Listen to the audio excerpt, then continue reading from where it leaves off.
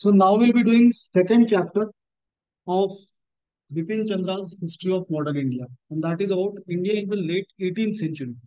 तो 18th century मतलब 1700s onwards.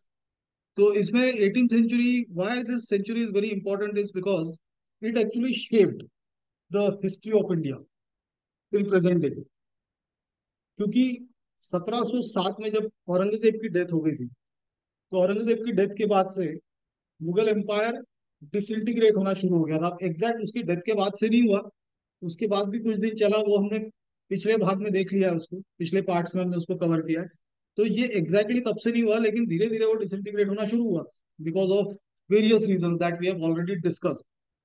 तो अब ये जो 18th सेंचुरी में Mughal empire at the time of Aurangzeb's death, it was this big empire. तो now this empire started disintegrating. तो इसमें बेसिकली जो इस चैप्टर में तुमको पार्ट्स करने हैं वो ये है कि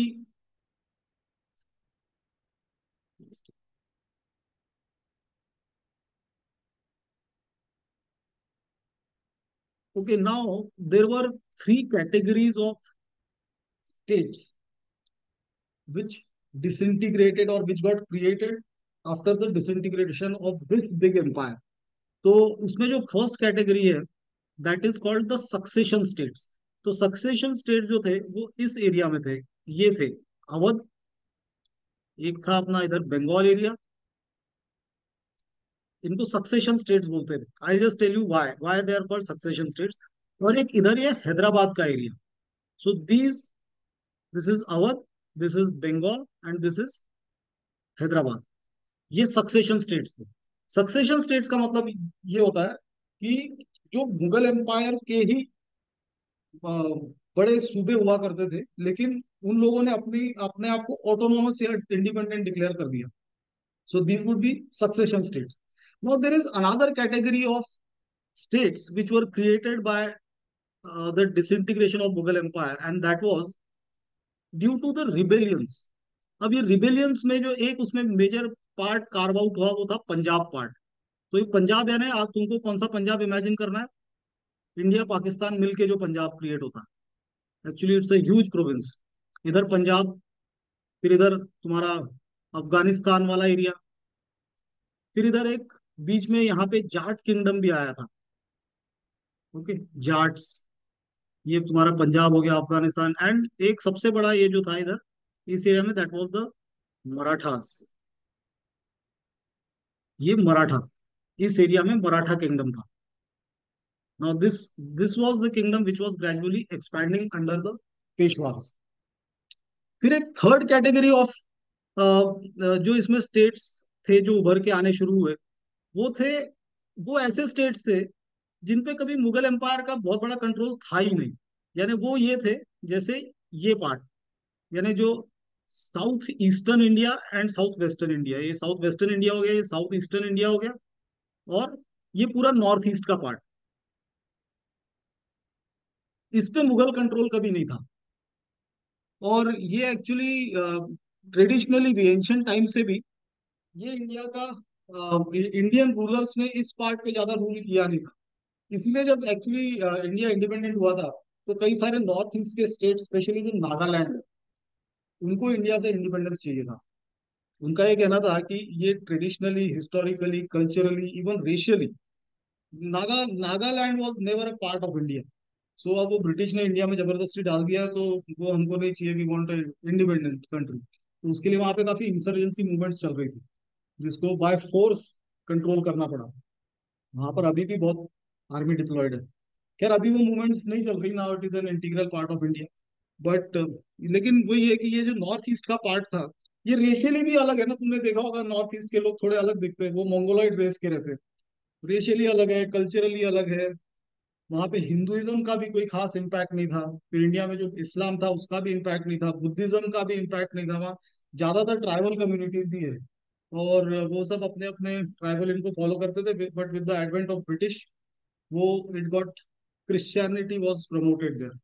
तो अभी तो वहां पे काफी पॉपुलेशन क्रिश्चियनिटी में बिलीव करती।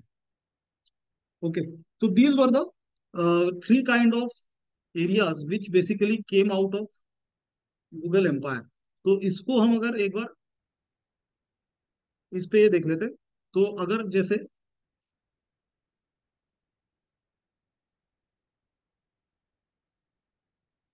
मुगल एम्पायर, तो ये हम तीन पार्ट्स में जैसे इसको हम डिवाइड कर सकते हैं।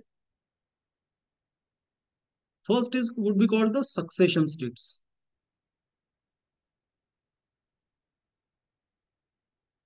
Succession states. Then second would be through movements, movements और तुम बोलोगे अपराइजिंग्स से जो बने। और and the third zone was which was never a part, never an integral part of Mughal empire. Okay, तो ये कौन कौन से स्टेट्स थे फिर? तो जैसे ये तुम्हारे हो गए सक्सेशन स्टेट्स में, जैसे अभी हमने बात की, that was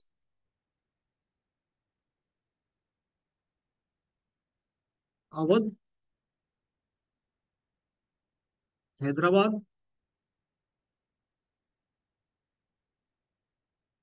Hyderabad and Bengal. फिर इसमें कौन कौन से थे? पंजाब, अफगानिस्तान। नो, दिस अफगानिस्तान से यहाँ समझना, पूरे इंटायर अफगानिस्तान पे मुगल एम्पायर का रूल था। But substantial part of Afghanistan was in under the control of Mughals एक टाइम पे। और देखा जाए तो ये सब अफगान इधर से ही तो आए थे, बाबर अफगानिस्तान एरिया उधर से ही तो आया था। Then there was a Jat, Jat land, इसका ये बहुत बड़ा एरिया नहीं था। एंड देन एक बहुत बड़ा ये था, दैट वाज द मराठास। फिर इस जोन में कौन कौन आते? साउथ ईस्टर्न इंडिया, यानी जो अपना प्रेजेंट डे तमिलनाडु एरिया है। देन साउथ वेस्टर्न इंडिया, यानी अपना जो इधर का केरला वाला एरिया है। And then the entire north east, north eastern India, जिसमें right now present day there are 7 states, है ना? आसाम, अरुणाचल प्रदेश, मेघालय, मिजोरम, नागालैंड, त्रिपुरा। तो ऐसे ये नॉर्थ ईस्ट, इन पे कभी मुगल रूल था ही नहीं। तो ये इसमें क्या हुआ कि जब मुगल एम्पायर डिसइंटीग्रेट होना शुरू हुआ, तो दीज बेसिकली किंगडम्स और प्रिंसिपैलिटीज स्टार्टेड इमर्जिंग। तो इन्हीं को हमको इस पार्ट में ठीक से करना है। तो now will start with the first,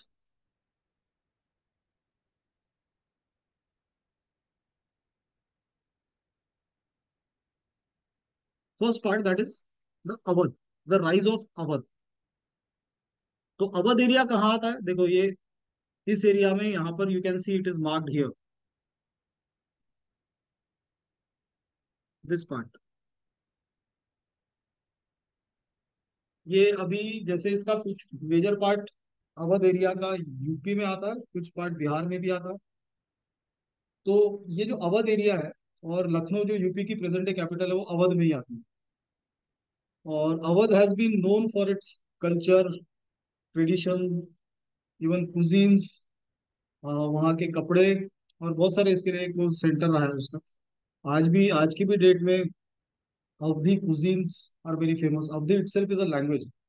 UP में जो हिंदी बोली जाती है, वो उसके बहुत सारे वेरिएंट्स हैं, अवधी, मगधी, बुंदेलखंडी, और फिर इधर की भी है, वेस्टर्न यूपी की थोड़ी अलग है। तो ऐसे अलग अलग वर्जन है हिंदी के भी। और वो एक्चुअली भोजपुरी, भोजपुरी भी तो है, भोजपुरी सॉन्ग्स भी कई फेमस रहते हैं। उसका एक एक्टर भी है फेमस, किशन, क्या नाम है उसका, किशन कुमार। ओके, तो वो अभी एमपी है, गोरखपुर से। तो ये this is the area of Awadh. Now this Awadh area, Awadh principality was basically started by Saadat Khan.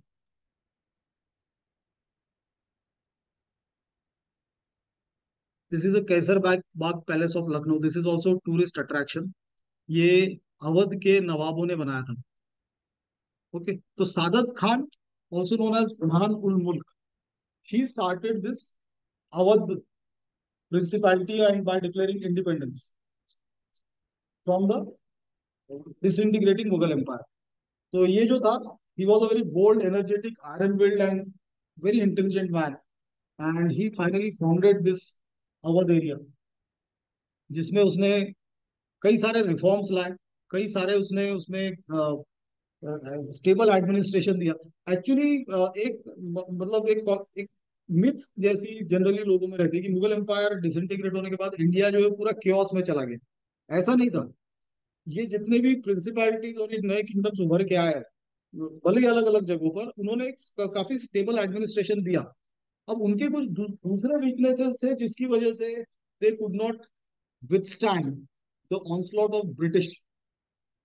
ठीक है, तो ये जो उस वजह से इनका वो फाइनली एक एक करके ब्रिटिश उनको निगलते गए एंड उन्होंने अपना एम्पायर एस्टेब्लिश किया। बट अपने आप में इन लोगों ने एक काफी स्टेबल एडमिनिस्ट्रेशन दिया, लेकिन इन्होंने कई चीजें निगलेक्ट भी की, वो सबके साथ कॉमन थी। कि जैसे इन्होंने अपनी आर्मीज को मॉडर्नाइज नहीं किया, कुछ कुछ ने किया, जैसे कि टीपू सुल्तान है, और इन्होंने किया। देन उन्होंने जैसे एक्सटर्नल ट्रेड और इंडस्ट्रीज, इस पे ज्यादा ध्यान नहीं दिया। दे बेसिकली दे ऑब्जर्व, जो हमने पिछले पार्ट्स में भी चैप्टर में भी देखा, they followed the same moribund social order as the Mughals and suffered from the same weaknesses as the Mughals did. तो ये इस वजह से वो धीरे धीरे, वो कोई भी इवन मराठास भी जब पावरफुल होते जा रहे थे, तो उन्होंने मुगल एम्पायर का रिप्लेसमेंट वो खुद को नहीं बना पाए। उसका सेम रीजन ये था, क्योंकि उसके लिए एक दूसरी जो बहुत स्ट्रॉन्ग फोर्स इंडिया में खड़ी थी, देवर द ब्रिटिश। ओके, तो इसने, सादत खान ने इसकी बेसिकली नींव रखी। एंड नाउ इनमें से जितने भी मुस्लिम रूलर्स ही बोलेंगे इनको, इन एरियाज के, इनके साथ एक खासियत ये थी कि दे ऑल वर सेक्युलर।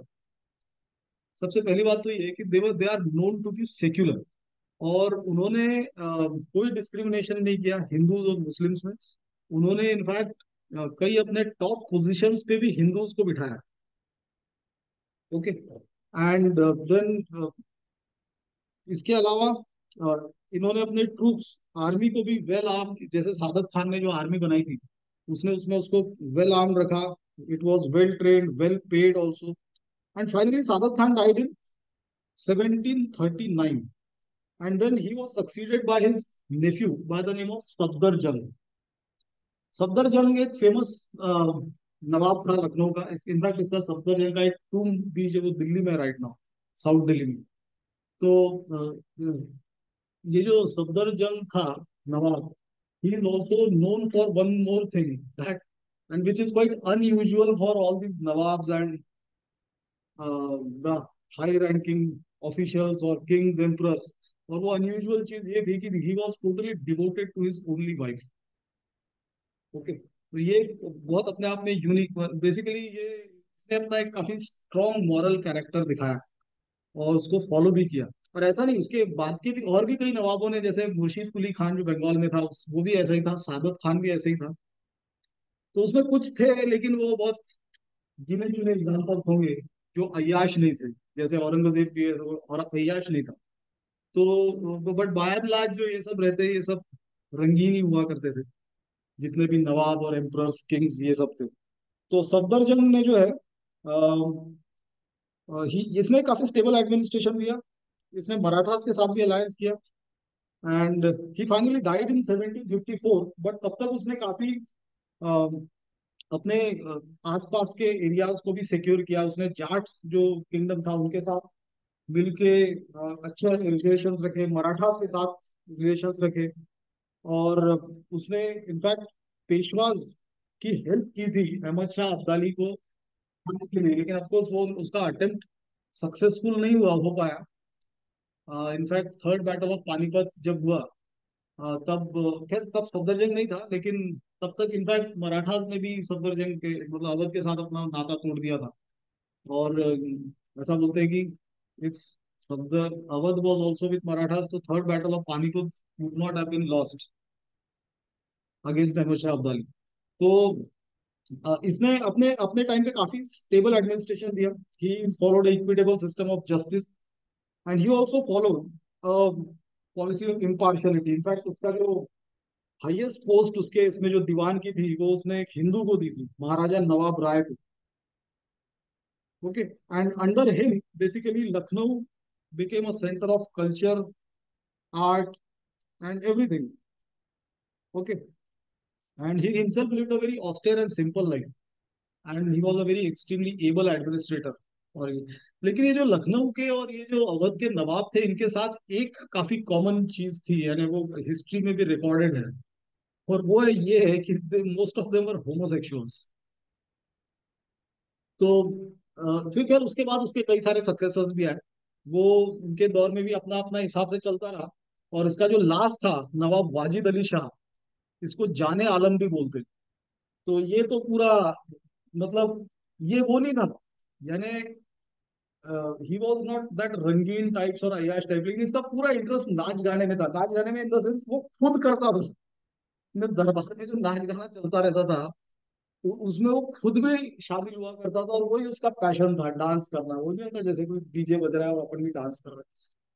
तो उसका उसका बड़ा शौक था। और ऐसा बड़ा मोटा तगड़ा लंबा चौड़ा था, लेकिन बस वही दिन भर उसी में उसको तो उस पे एक्चुअली दूरदर्शन पे एक काफी पहले एक सीरियल भी आती थी, जाने आलम करके। और वो उसमें उसकी पूरी लाइफ दिखाई थी। और उसके टाइम पे कई गजलें और वो लखनवी जो वो कथक होता है ना, जो कथक एक फॉर्म ऑफ डांस है। Many Hindi movie actresses follow Kathak styles. मतलब तुम रेखा का देखो, इवन माधुरी दीक्षित का, या ये जो इनके मेजर जो आजकल जो हिंदी में जो हिंदी मूवीज में जो एक्ट्रेसेस के डांस की स्टाइल रहती है, they are very similar to Kathak style. It is not very similar to South Indian dances. Okay, तो ये सब इसमें थे। तो अभी इसको एक बार पीपीटी में जो लिखा वो भी एक बार इसमें पढ़ लेते हैं। The suba of Awadh became independent in AD 1722 when a Persian Shia named Sadat Khan was appointed as the governor of Awadh by Muhammad Shah, the Mughal emperor. Now he had helped in the overthrow of Sayyid brothers. So Sadat Khan was deputed by the king of uh, by the king to negotiate with Nadir Shah so that he should desist from destroying the city and return to his country on payment of large amount of money। तो पिछले chapter में जो हमने देखा था, नादिर शाह का जब हमला हुआ था, और उसने बड़ा केक वॉक की तरह वो दिल्ली तक पहुंच गया था, और उसने कत्ले आम का भी जो हुक्म दिया था चांदनी चौक पे। तो मोहम्मद शाह और ये बिल्कुल परेशान हो गए थे। इनफैक्ट तब मोहम्मद शाह ने, जो उस समय मुगल एम्परर था, उसने सादत खान को डिप्यूट किया था नादिर शाह के साथ निगोशिएशन करने के लिए, एंड सो दैट वो अपना जो भी है यहाँ कत्ल वतल सब बंद करे। वो वैसे भी लूटने आया था, उसको जो लेके जाना है वो लेके जाए, यहाँ पे शांति कर दे। और वो वैसे ही किया उसने। The plunder was so huge कि वो पूरा पर्शियन एम्पायर को नादिर शाह ने 3 साल के लिए टैक्स फ्री रखा था। इतना बड़ा वो प्लंडर था। और कितने ही घोड़े गधे भर भर के उनके जो उसमें घोड़े भर भर के सोना चांदी यहाँ से सब लेके गए, including the Kohinoor diamond and peacock throne. तो तब इसी को अपॉइंट किया था। लेकिन सादत खान का वो सब ये नहीं हुआ। He was a man of honour और ये सब। तो he finally committed suicide due to humiliation and shame. अब देखो ये इतने भी हाई कैरेक्टर के लोग होते थे कि वो ये सब नहीं कर पाया, तो उसने सुसाइड कर लिया। And then he was succeeded by Safdarjung. Now Safdarjung के बारे में हमने बात तो कर ही ली है। तो he was appointed the wazir of Mughal empire. He was succeeded by son Shujauddaula. Now the Awadh ruler organized a powerful army which was composed of besides Muslim and Hindus, Nagas, sannyasis, इन सबको भी उसने लिया। Then he was followed by Sadat Khan Burhanul Mulk। नहीं ये नहीं, sorry, he was followed by Shujauddaulah, ठीक है, his son। तो now he was an ally of Ahmad Shah Abdali and he annexed Rohilkhand with उसके साथ वगैरह। अहमद शाह अब्दाली के साथ उन्होंने कोलूड कर लिया था। इनफैक्ट मराठास के साथ करने की बजाय फॉरेन इन्वेडर के साथ किया था। फिर then he was followed by Asafuddaula. अब तुमको कैसा, इनके सारे के सारे ये सब ध्यान में रखने की जरूरत नहीं है एग्जाम पॉइंट ऑफ व्यू से। We are just doing an overview of it. तुमको इसमें मेन याद रखना है सफदरजंग, सादत खान बरहानुल मुल्क जो उसका फाउंडर था, वो सारी चीजें तुमको एग्जाम पॉइंट ऑफ व्यू से ध्यान में रखनी है। Then Asafuddaula, Now he was popular for promoting Lucknow culture and built important monuments like Imam Bada and Rumi Darwaza. He signed the Treaty of Faizabad with the British. अब ये जो इमाम बाड़ा है लखनऊ में, ये काफी फेमस है, इसको मतलब वो वहाँ का एक टूरिस्ट अट्रैक्शन है. देन वाजिद अली शाह, जो उसका लास्ट ये था, so he was popularly known as Jaane Alam and Akhtar पिया, and the last ruler of Awadh, but was annexed by British under Dalhousie on the basis of misgovernance. तो लॉर्ड डलहौजी जो था 1850s में, फाइनली अनेक्सेशन ऑफ अवध के बाद से अ, ये अवध एम्पायर, एम्पायर नहीं बोलेंगे, किंगडम जो है वो खत्म हो गया. And Dalhousie annexed. और ये सब एक्चुअली ब्रिटिश के टाइम पे ऑलमोस्ट, जैसे हमने पिछले चैप्टर में भी किया था कि 1803 तक ऑलरेडी ब्रिटिश का पूरे इंडिया पे कब्जा हो चुका था. उन्होंने कुछ किंगडम्स ऐसे ही रखे थे, but this Kings were just nominal heads and they were actually the pensioners. ये उनके पेंशनर्स थे. और अब ये, जैसे हमने बात की कि वाजिद अली शाह नाच गाने का ही बहुत बड़ा शौकीन था, यानी देखने का नहीं, खुद करने का, खुद डांस करता था. तो डलहौजी ने सोचा होगा ये कुछ ज्यादा ही शौकीन है, तो ये अभी इस किंग इसको खत्म कर देते हैं, इस घराने को. And it was annex. And ये एनेक्सेशन ऑफ अवध जो है, this also happens to be one of the major reasons for the discontent that was created in that entire area and which erupted in the form of revolt of 1857. तो और इसीलिए जब 1858 का जो government of India act आया, जो British parliament में पास हुआ, तब उन्होंने ये इसमें स्पेसिफिकली मेंशन किया कि इसके आगे हम कोई एनेक्सेशन नहीं करें. ओके. उसका एक रीजन ये था कि ये इनफैक्ट उस समय ब्रिटिश ईस्ट इंडिया कंपनी की जो आर्मी थी, उसमें ज्यादातर लोग जो थे वो अवध के ही किसान और ये सब थे. ओके. तो ये जो किसान और ये सब थे, ये they were actually peasants. The soldiers were nothing but peasants in uniform, यानी यूनिफॉर्म में रहने वाले कुछ पेजेंट्स. और उनको ये अच्छा नहीं लगा कि उन्हीं अवध को एनेक्स किया गया, भले ही वो हिंदूज थे या मुस्लिम थे, वो जो भी हो.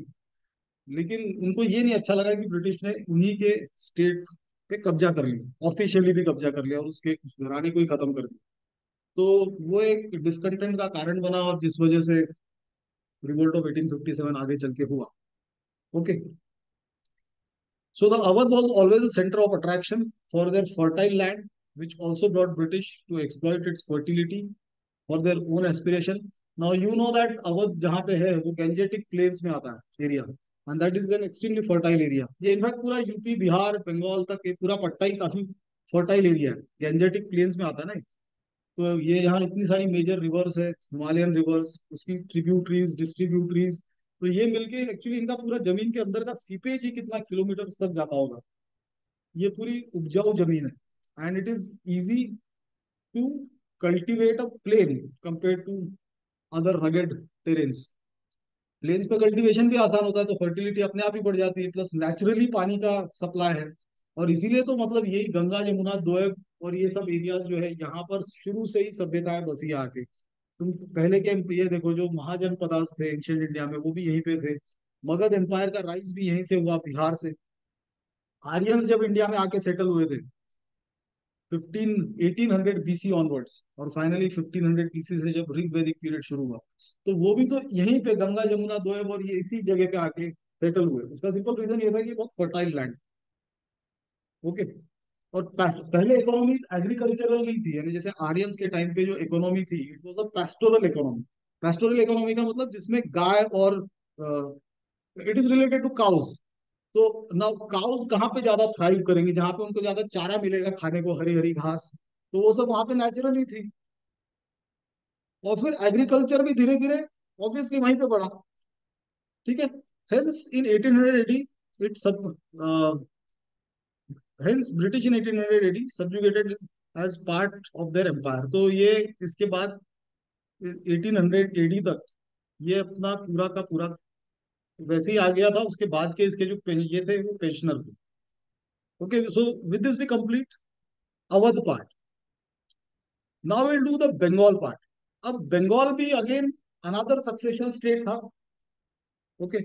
अब सक्सेशन स्टेट है, ये जो मुर्शीद कुली खान था, ये वहां का गवर्नर था। इसको 1717 में वहां का गवर्नर बनाया गया था। लेकिन 1700 पे, यानी इवन मैंने Aurangzeb was alive, he was at the time the diwan. और तब से ही उसका इस पूरे इसमें एक इंडिपेंडेंट रूल जैसा ही चल रहा था। Now he use to pay a tribute to Delhi in the form of taxation, या जो भी एक ट्रिब्यूट पे करनी रहती है इनको, but he was virtually ruling as an independent ruler only.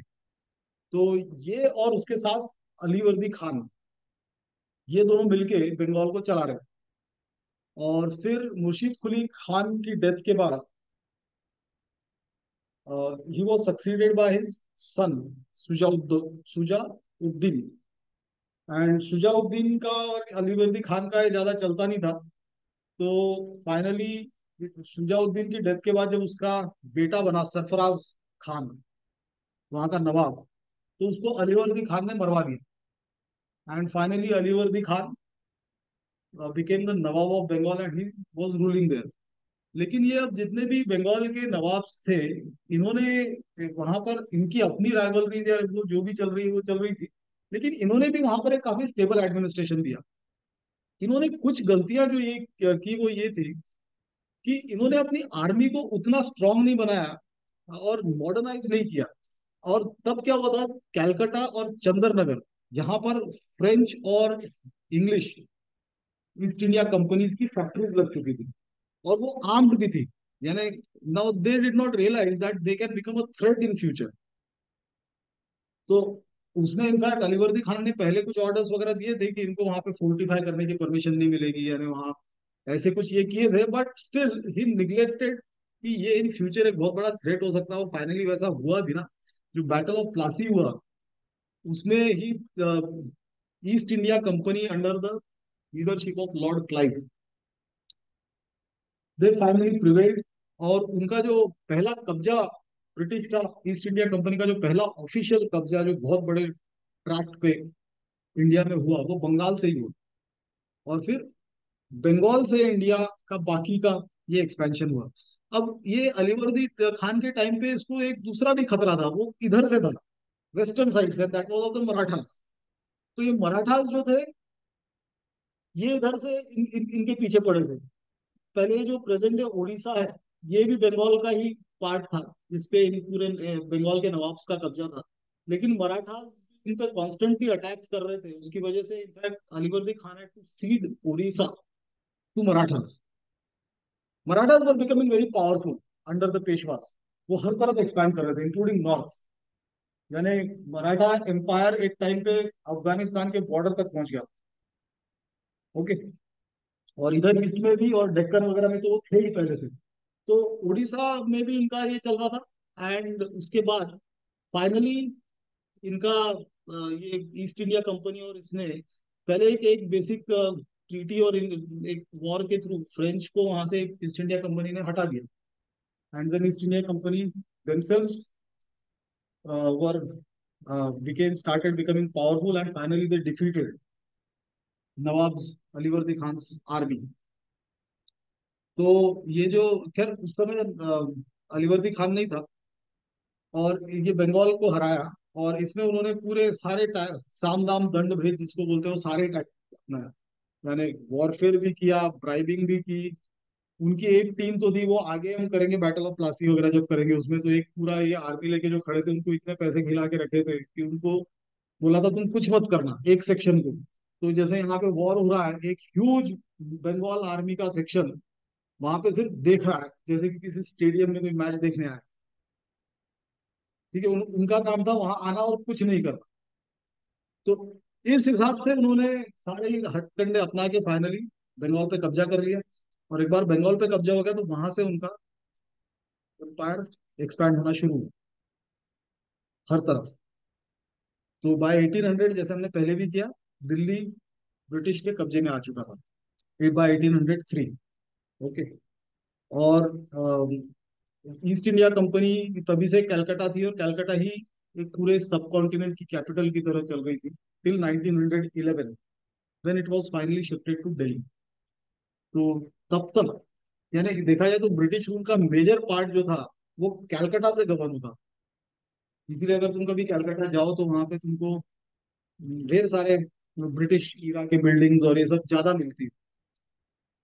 और वहां पे शुरू से ही वेस्टर्न कल्चर और ये सब बहुत पहले से था, वेस्टर्न एजुकेशन से लेके सब। वहाँ इनफैक्ट इंडियन भी कई सारे जो स्कॉलर्स एक से एक आए, वो बंगाली भी तो थे पहले। इंडिया में जो लर्निंग और एजुकेशन का मेजर कल्चर था वो दो ही जगह पे था, बंगाल में और दूसरा महाराष्ट्र में। ओके। तो then next is the Mysore. तो मैसूर को हम बाद में करेंगे, हम हैदराबाद एक बार देख लेते हैं। Hyderabad, because again this is another succession state. हम पहले सक्सेशन स्टेट्स को कर रहे हैं। तो हैदराबाद अब अगर तुमको याद होगा, अ, जब सैयद ब्रदर्स वहां पर थे, सैयद ब्रदर्स को फाइनली जब हटाया गया, no, just like Syed brothers, Nizamul Mulk was also one of the nobles in Mohammad Shah court. और सैयद ब्रदर्स को फाइनली वहां से हटाने के बाद ये टॉप पोजीशन पे था, और इसने काफी हेल्प भी की थी मोहम्मद शाह की उनको खत्म करने में। तो इसको वहां पे in fact vice, he was as a reward, Mohammad Shah as the emperor of India awarded him the vice royalty of this Hyderabad area. Okay.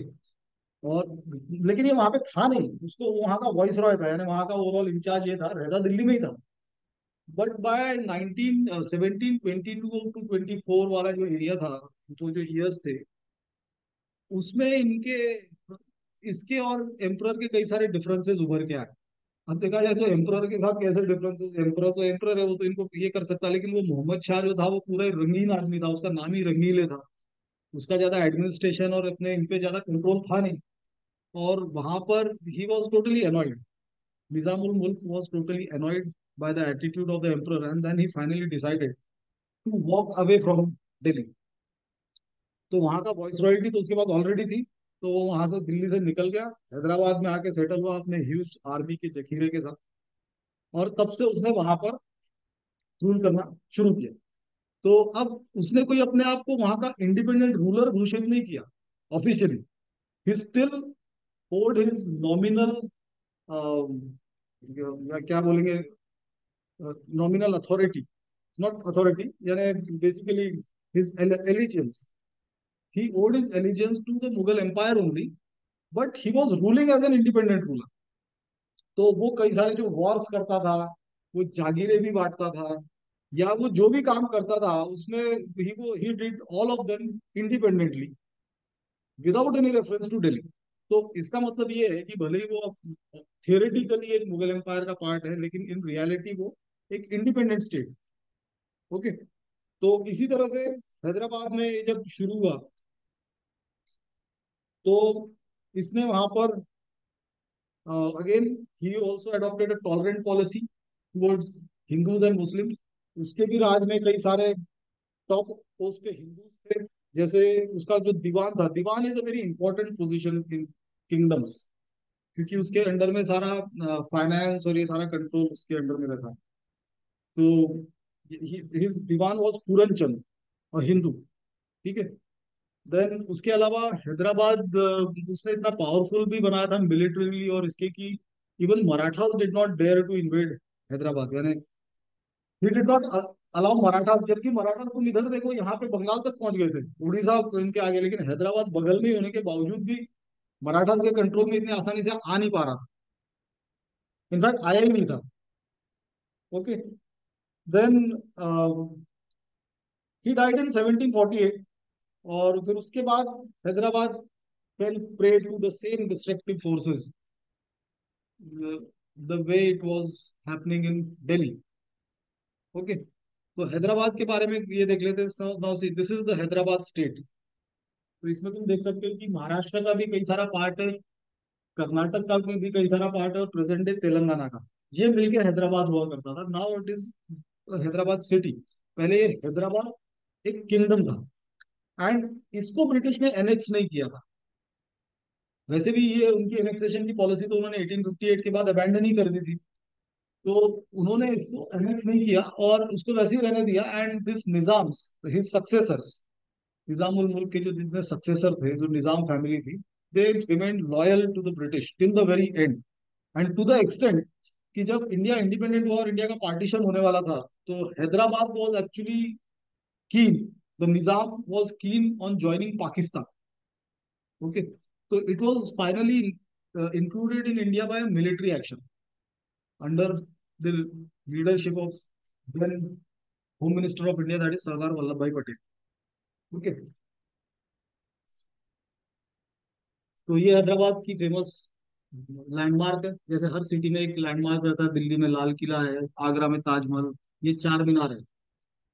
Okay. Okay, सो इसको एक बार पीपीटी में भी ब्रीफली पढ़ लेते फटाफट.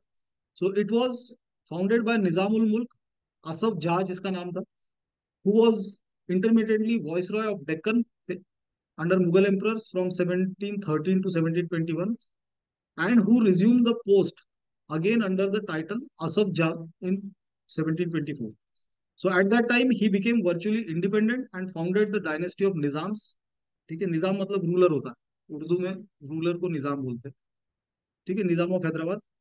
तो the British and the French participated in the wars of succession that followed the death of this Nizam in 1748. ठीक है. और after temporarily siding with Hyder Ali, the ruler of Mysore Principality, in 1767, Nizam Ali accepted British ascendancy in Hyderabad by the Treaty of Masolipatam. तो जब से ये treaty of मसोलीपट्टनम हुई, तो तब से ब्रिटिश ने भी इसमें इंटरफेरेंस नहीं किया ना. इट वाज द ट्रीटी सच कि तुम एक पपेट की तरह रहोगे. जो बाकी के प्रिंसली स्टेट्स थे इंडिया में, तुम्हारे ठाट बाट सारे मेंटेन किए जाएंगे, बट तुम एक इंडिपेंडेंट ही रहोगे. और एक्चुअली ब्रिटिश ये जितने भी प्रिंसली स्टेट्स थे, उसमें ब्रिटिश एक अपना रेसिडेंट रखते थे. Was a high ranking official, may be from army और अदर सर्विस, और वो एक्चुअली उस किंगडम को चलाता था. वो उस राजा के दरबार में ही रहता था, और उसका एक अपना ऑफिस भी रहता था, और वो चलाता था. और इनके पास जो जितने भी प्रिंसली स्टेट्स थे ब्रिटिश रूल के टाइम पे, उनके पास कोई पावर्स नहीं थी. इनफैक्ट उनका उत्तराधिकारी कौन बनेगा ये भी ब्रिटिश रेसिडेंट डिसाइड करता था, वो भी पावर नहीं थी. ठीक है, तो it was just like that, the arrangement was like that कि तुम्हारे ठाट बाट मेंटेन किए जाएंगे और तुम हमको लॉयल रहो, और वैसे ही वो रहे. तो ऐसे 564 प्रिंसली स्टेट्स थे when India got independent. Okay, so from 1778 the British resident and subsidiary force were installed in his dominions. So in 1795 Nizam Ali Khan lost some of his own territories, including parts of Berar, to the Marathas. When he returned to the French, the British increased their subsidiary force stationed in his domain. The Nizam's territorial gains as an ally of British against Tipu Sultan in 1792 and 99 were ceded to the British to meet the cost of that force. ठीक है, surrounded except in the west by territory owned by or dependent upon British, Nizam Ali Khan in 1798 was forced to enter into an agreement that placed his country under British protection, becoming the first Indian prince to do so. तो ये जो निजाम अली खान था, first Indian prince to do so, यानी जो इनका एक होता है ना, जो प्रोटेक्टरेट जो सिस्टम शुरू किया जो उन्होंने ब्रिटिश ने, जिसके थ्रू सारे प्रिंसली स्टेट्स इन फ्यूचर ये एक बेंचमार्क बन गया बाकी के प्रिंसली स्टेट्स के लिए, कि वो अनेक्स नहीं किए जाएंगे, लेकिन वो ब्रिटिश को पूरे नॉर्थ रहेंगे, और वो प्रोविंशियल एडमिनिस्ट्रेशन में वो शामिल नहीं किए जाएंगे. So his independence in internal matters, however, was confirmed. So Nizam Ali Khan was a British ally in the second and the third Maratha Anglo-Maratha wars, and the Nizam Nasir al-Dawla and Hyderabad's military contingent remained loyal to the British during Indian Mutiny. Even 1857 में जो Indian Mutiny हुई, उसमें भी निजाम जो थे वो British को loyal थे. ठीक है. So with this we complete the part of succession states. Okay. So in the next part we will do the other states. जैसे उसमें मेन का तो तुमको मराठा एम्पायर के बारे में और मराठा हिस्ट्री के बारे में करनी, जो अपने आप में काफी बड़ी है. तो सक्सेशन स्टेट्स की जहां तक बात है वो यहां तक था. Okay, so will stop here.